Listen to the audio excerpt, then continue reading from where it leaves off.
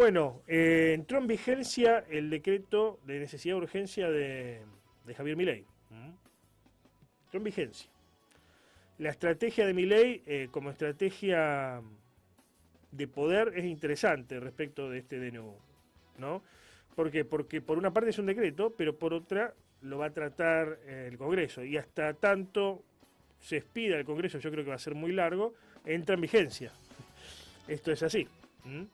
Y lo hace ahora donde todavía tiene cierta llegada a la población, si bien está disminuyendo su imagen en las encuestas, pero tiene cierta llegada a la población. ¿Por qué? Porque la gente votó ajuste.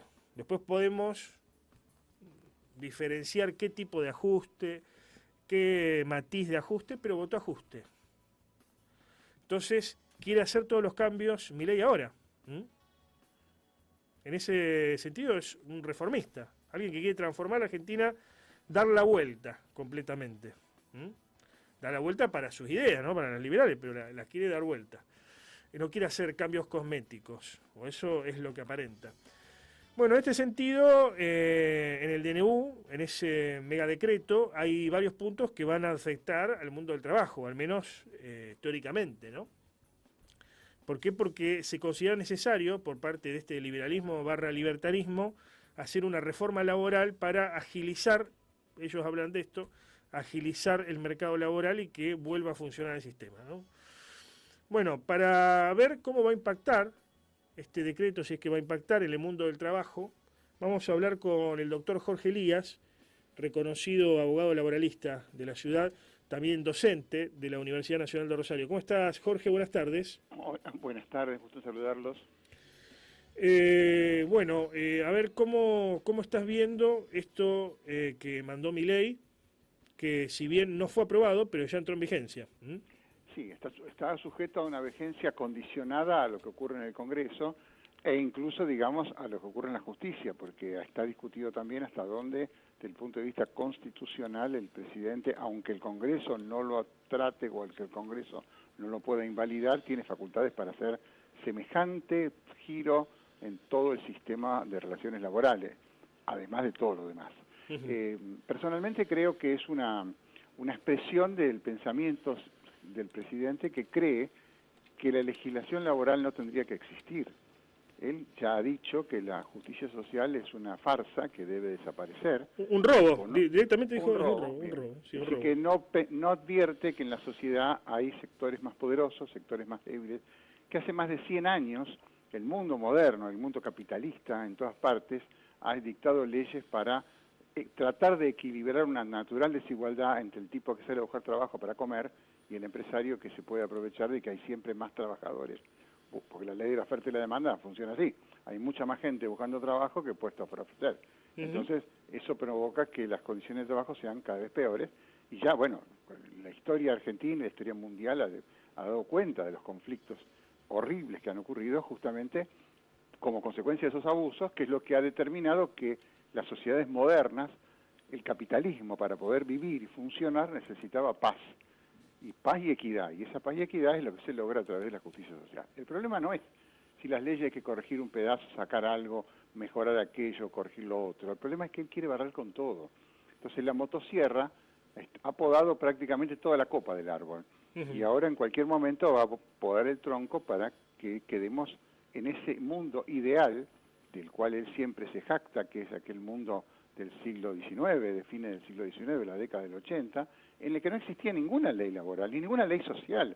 No había jubilaciones, ni obra social, ni defensa del consumidor, ni ningún tipo de protección para los sectores más vulnerables. Sí, era un país primarizado, ¿no? De la generación del 80, del 80 a 1930. Que se mira como en su momento pudo haber servido para el progreso, pero las condiciones de vida de aquellos tiempos demostraron que eran insuficientes. Por eso hubo reacciones, por eso el Estado intervino y por eso el rol del Estado, independientemente. Ahora, justamente hablando del Estado y del tipo de las políticas, dirían los analistas o los politólogos, welfare, ¿no?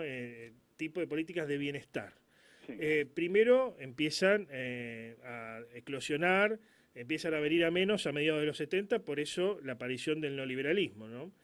Y ahora, después de de varios años de gobiernos intervencionistas a nivel mundial, varios han dicho, no, esto nos lleva al fracaso, mucho gasto, no solamente acá, ¿no? A nivel internacional, en España, uno ve lo que está pasando en España, y se propone la quita de derechos, o en todo caso, la modificación del sistema laboral. ¿Para qué? Para volver a resucitar el capitalismo, ¿no? El argumento es este. El argumento es, necesitamos generar trabajo, los empresarios así pierden, muchos tienen que cerrar, y con esto se va a volver a agilizar el capitalismo. ¿Vos qué opinás al respecto? No, creo que eso es una afirmación totalmente dogmática, es un acto de fe. En el mundo moderno, una sociedad necesita leyes laborales para que el capitalismo funcione, porque si no hay leyes, no hay una garantía de paz social, no se puede vivir. Las tensiones sociales se llevan puesto todo. Pero además por un dato fundamental, en una sociedad moderna capitalista, si los trabajadores no tienen un buen empleo y sueldos más o menos buenos para salir a consumir, el sistema se para, porque la economía la mueven los que compran. Las masas trabajadoras son las que consumen. Si la gente no compra heladeras, no va de vacaciones, no cambia el auto, no ahorra, no hay posibilidades de que el capitalismo funcione. Es decir, por eso, aún en los países más avanzados capitalistas, y aún en este momento que hay cierto retroceso de las políticas de bienestar, sigue habiendo un Estado que se ocupa de que la gente esté bien, para que podamos seguir viviendo. Y pensémoslo en los términos de un país como el nuestro, que viene tan golpeado con un 50% de pobreza y un 40% de trabajadores en negro. Si a eso le damos más libertad de mercado para que el mercado haga lo que quiera, vamos al colapso. No solo los trabajadores que van a estar cada vez peor, el sistema que va a encontrar un punto de crisis del que no va a poder salir. Y esto es lo que pareciera que en ese fanatismo de nuestro presidente, que tiene ese componente místico de que él cree que es un enviado del cielo, lo cual es muy peligroso porque los problemas en las sociedades no se arreglan con recetas divinas, sino con... Sí, una visión mesiánica, en todo caso. Claro, totalmente. Bueno, para eso dejémoslo para la Biblia, para la religión, pero no para una sociedad moderna. Ahora, vos sos abogado de varios gremios, sí, además de ser docente. ¿Cómo ves que está impactando esto? ¿Qué es lo que te dicen? Porque después hay mucho rumor, ¿no? Despidieron gente en tantos lugares, bueno, están dando vacaciones. Han pasado pocos días, sí, pero la visión que tiene el mundo sindical es que esto es peor que la experiencia, y tenemos experiencias relativamente cercanas, peor que Menem. Menem ensayó, por supuesto de manera mucho más tímida, recetas como esta, y aumentó muchísimo el desempleo, aumentó la pobreza, e incluso cerraron muchas empresas porque las políticas liberales llevaron a la apertura de las importaciones, todo lo que conocemos, llevó a una situación de crisis que estalló dramáticamente el 20 de diciembre, que el otro día tratamos de recordar. Es decir, parece que no hubiéramos aprendido, y sobre todo lo que sorprende es que son problemas muy serios para discutirlos con una receta de café o con una fórmula mágica. Requieren análisis de verdad profundos, estudios de la realidad, ver qué cosas qué efecto tiene lo que voy a hacer, qué pasó con las experiencias anteriores, cómo me pongo de acuerdo entre los sectores para que cada uno tenga alguna tranquilidad de qué tiene que dar y qué le van a devolver. Todo eso no está haciéndose. Es una cosa tan autoritaria, tan dictatorial, porque los iluminados creen que vienen del cielo y hacen lo que quieren. Y esto nos va a llevar probablemente a una situación muy conflictiva. No sé cómo va a evolucionar, cuándo van a empezar a producirse los quiebres, pero pareciera poco probable pensar que va a tener éxito. ¿Cómo es el tema de esto del periodo de prueba? Antes era 3 meses, que tiene el sistema. Ahora es 8 meses, pero ¿cómo, a ver, como abogados, qué recomendás vos, digamos, al trabajador? Porque esto entiendo que va a estar a merced del empleador, digamos. Una empresa toma un trabajador y dentro de los primeros 8 meses lo puede despedir sin pagar nada, lo cual significa que ese trabajador está totalmente vulnerable a cualquier exigencia. No puede decir, mire, yo quiero cobrar el sueldo el cuarto día hábil, yo quiero que me dé descanso 8 horas de trabajo, porque va a decir, mire, señor, lo he hecho, si usted no tiene derecho acá hago lo que quiero. Es decir, lo coloca en una posición de absoluta vulnerabilidad. Ahora, ¿qué es lo que nosotros como abogados estamos pensando?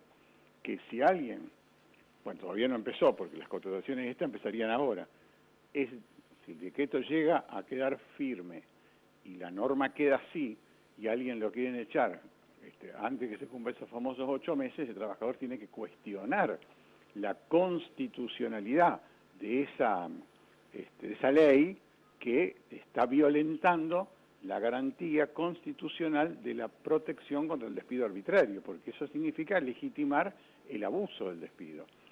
Y eso, bueno, habrá que dar una batalla judicial, para lo cual hay que, cuando uno se enfrenta a un acto del empleador, llega el telegrama de despido, mire, yo impugno el despido, ya le digo que este despido es inconstitucional, porque viola esto, y voy a iniciar un juicio para que un juez declare que esto es inconstitucional.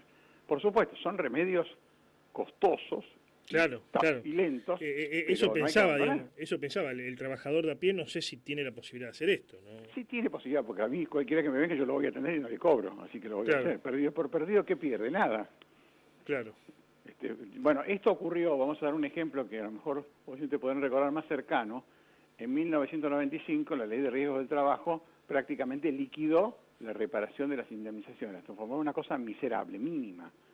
Fue muy cuestionada.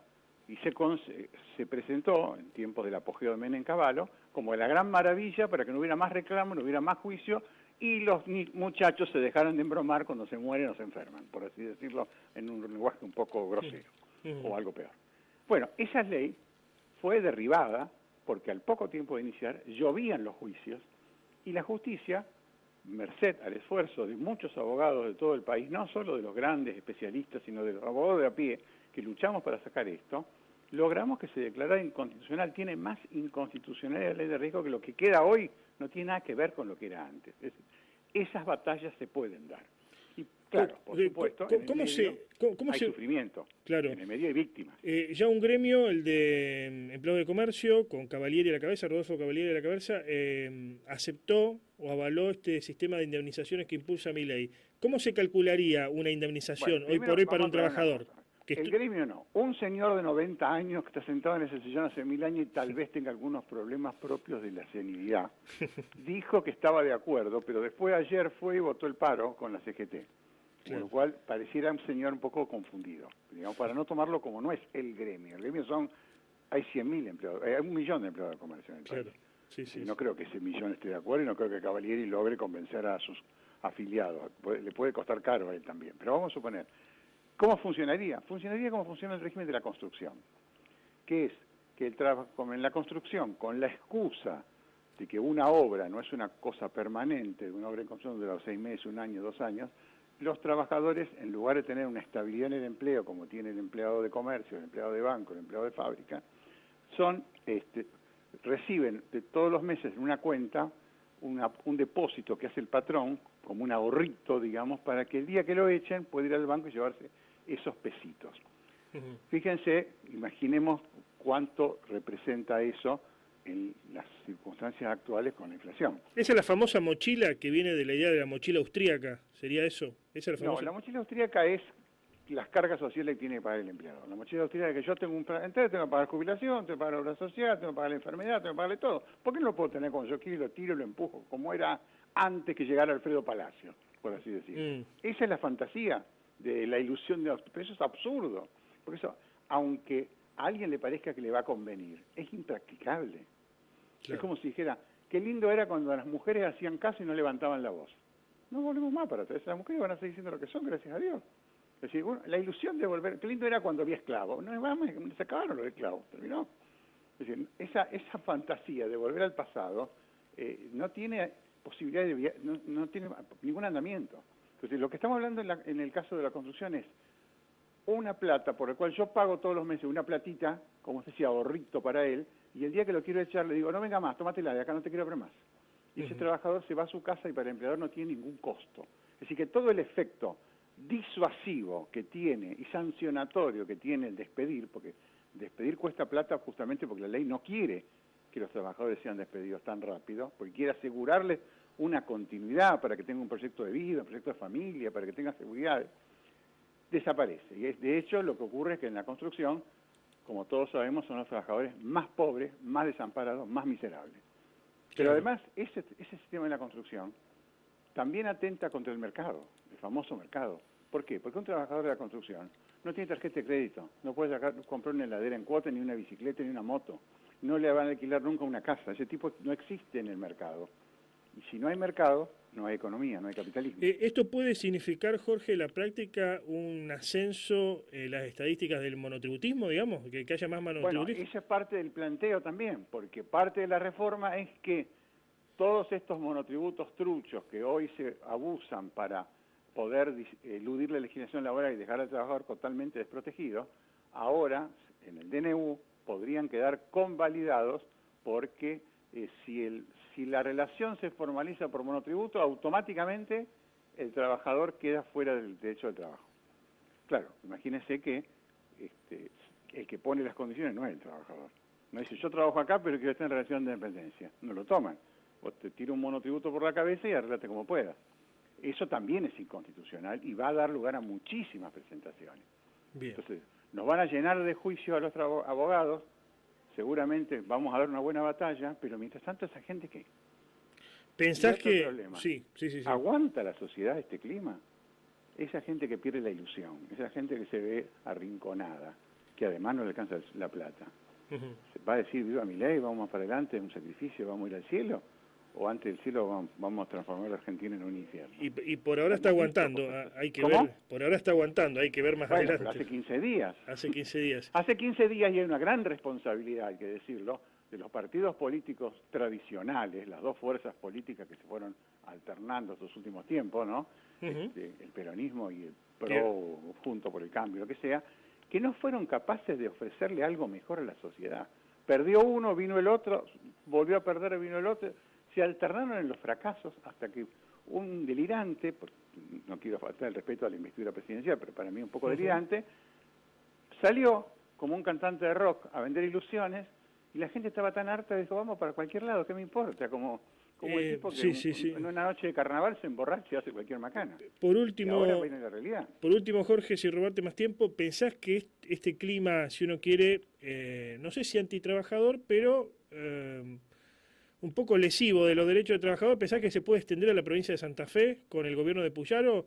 Porque en las últimas horas hubo episodios donde la policía paró a trabajadores sindicalizados sin mayor prueba, ¿no? Sin mayor causa. ¿Pensás que se puede extender este clima aquí a la provincia de Santa Fe o tiene que ver con otra lógica? Me sorprende un poco porque en general estos problemas se ventilan más a través de las políticas nacionales. El gobierno de Santa Fe no puede cambiar las leyes laborales. Pero lo que llama la atención es que, no sé si por un mandato político del gobierno de Santa Fe o por esa capacidad que tiene la policía de hacer daño cuando se le ocurre por cuenta propia, pasaron estos episodios que son absurdos, no lo sé. Lo que sí tengo la impresión es que hay un mandato social de que viva la policía. Todo lo que hace la policía está bien, y de hecho las reformas del Código Penal que propone la ley Ómnibus hablan de muchas ventajas para la policía. Es como que al que se porte mal vamos a garrotearlo. Bien. Y esto fue de algún modo lo que surge del protocolo que creó Patricia Burr, la idea de que más de 3 personas no pueden hacerla por la calle. Hay un clima dictatorial que parece la época de Onganía o de Videla o la Rusia de Stalin. Y esto no sé si el argentino se lo quiere bancar, porque la libertad también es otra cosa. Gracias por este contacto. Gracias a ustedes y hasta pronto. Chau.